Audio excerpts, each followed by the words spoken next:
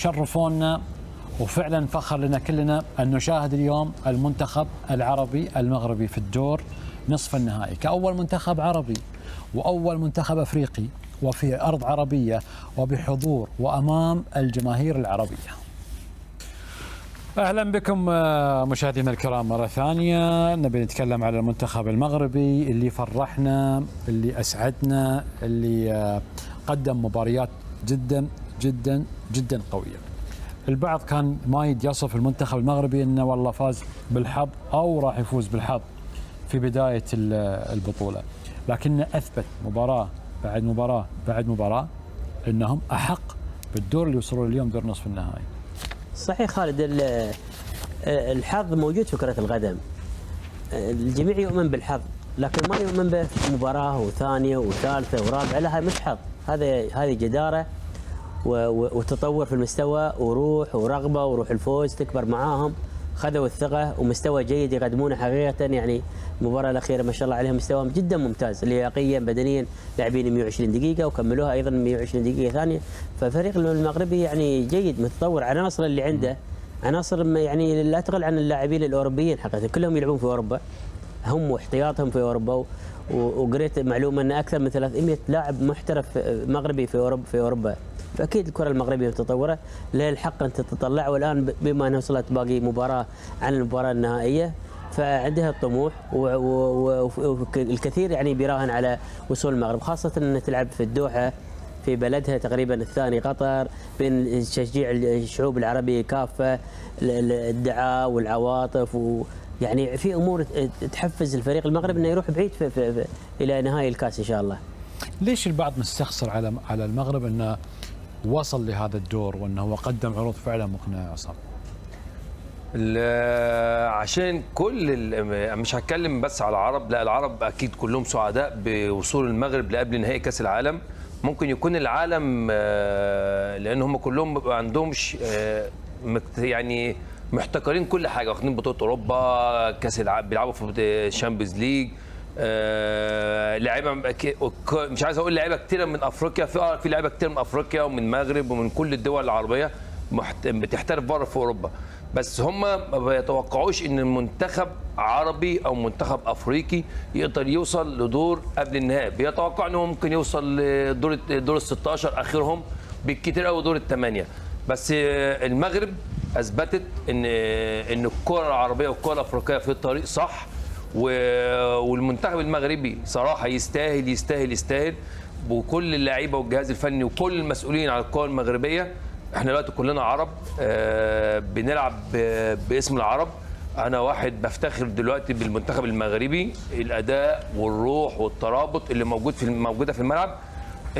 في حاجه كمان اسريه عمرها ما بتحصل في العالم، اخرها ان اللاعب بيجيب زوجته بيحتفل هو واولاده. لا، حاجه العالم النهارده كله بيتكلم عليها، ان كل لعيبه المغرب بامهات، بكل واحد بوالده وعيلته كلها، ان كانت زوجته او اخواته او اولاده او الامهات. صراحه حاجه جميله، حاجه نفتخر ان احنا بندي درس للعالم، ان احنا بنقول لهم لا، احنا عاداتنا وتقاليدنا وتوفيق ربنا سبحانه وتعالى هو اللي بيحطنا في المكانه دي اللي احنا كلنا قاعدين فرحانين.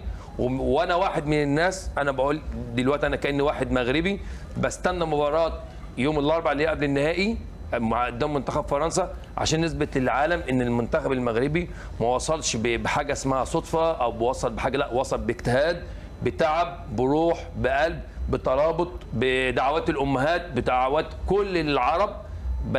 بتمنى وكلنا بنتمنى ان شاء الله ان ربنا يكملها لنا على خير، وان شاء الله يبقى ماتش قبل النهائي للوصول للنهائي ان شاء الله. سامة، شفتوا شلون فرحة العرب تجمعهم عليكم؟ ولما نقول العرب شفناها في كل الأوطان وبدون استثناء. يعني امس قبل النوم شاهدت فيديوهات عبر دول افريقيا والدول العربيه وكذلك بعض الدول الاوروبيه، حتى بعض الدول الاوروبيه اوروبيون فرحوا لانتصار المغرب لانه شيء عادي، فريق لا تنتظره، فهو مفاجاه كاس العالم واصبح هو الحصان الاسود لكاس العالم، والكل ينتظر الى اين سيذهب المغرب. وبالتالي اصبح شيء عادي ان الكل، حتى نحن لما يكون فريق اقل مستوى او اقل تاريخ من فريق اخر نتعاطف معه لان المفاجاه في كره القدم هي احلى ما كاين في هذه اللعبه.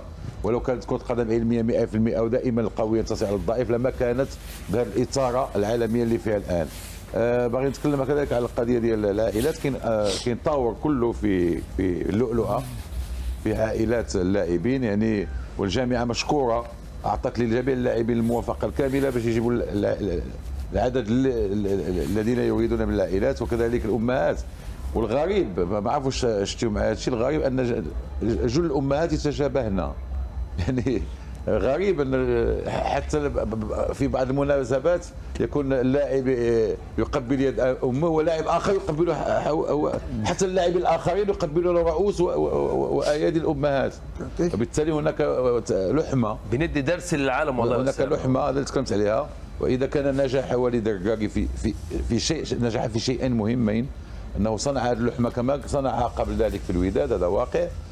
واضاف شيء اخر، اضاف اقناع اللاعبين، وهذا شيء اصعب شيء عند العربي والافريقي، وتقنعوا بانه يمكن له يكون بطل العالم، وتقنعوا بان رغم انك مررت الى الدور الثاني اللي هو في حد ذاته انجاز، لا لازم في كل ندوه صحفيه، في كل ندوه يقولون لنا الدراري مازال جيعانين، يعني مازال ما شبعوش. وهذا شيء مهم، لان تنظن في العقليه القديمه ديالنا الوصول الى ثمن النهايه ولا ربع النهايه على اكثر تقدير، نديروا الحفل وننهيو الحفله ونلعبوا المباراه ديال اللي بعد ذلك الا للاستعراض. الان المنتخب المغربي رغم الاصابات موجود في نصف نهائي كاس العالم، وثق بيا جل اللاعبين يحلمون ويفكرون في الكاس، في اللقب.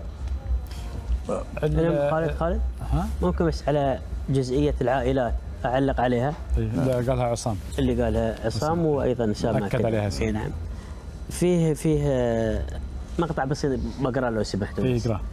علق احد المذيعين الالمان على لقطه اللاعب المغربي يوسف النصيري يعانق والده وبجانبه زميله جواد اليميق في نهايه مقابله المغرب مع اسبانيا، والتي انتهت بتاهل المغرب الى دور ربع. وكذلك اللقطات الاخرى لاشرف حكيمي وسفيان بوفال وحكيم زياش مع امهاتهم وعائلاتهم. بالقول هذه المشاهد الحميمه مع العائله لم نعد نراها في مجتمعاتنا الغربيه التي تسودها الانانيه والمثليه الجنسيه واندثار مفهوم الاسره ودفئها وعقوق الوالدين ورميهما في المراجع. العائله وتحفيزها المعنوي وراء انتصارات الفريق المغربي، اما نحن فجئنا لنساند المثليين ونضع كفنا على افواهنا بشكل مخجل، فخرجنا خالي الوفاض من الباب الضيق. هم تعلموا الكرة منا واصبحوا يتقنونها وتجاوزونها، ونحن يجب ان نتعلم الاخلاق منهم، عل وعسى ان نرى يوما امهاتنا تعانقنا يوما في المدرجات. والله جميل. هاي من اجمل الاشياء. معلق الماني. هاي من اجمل الاشياء اللي انا قريتها اليوم، هاي من اجمل الاشياء، لان فعلا في النهايه الفطره الحقيقيه هو الرجل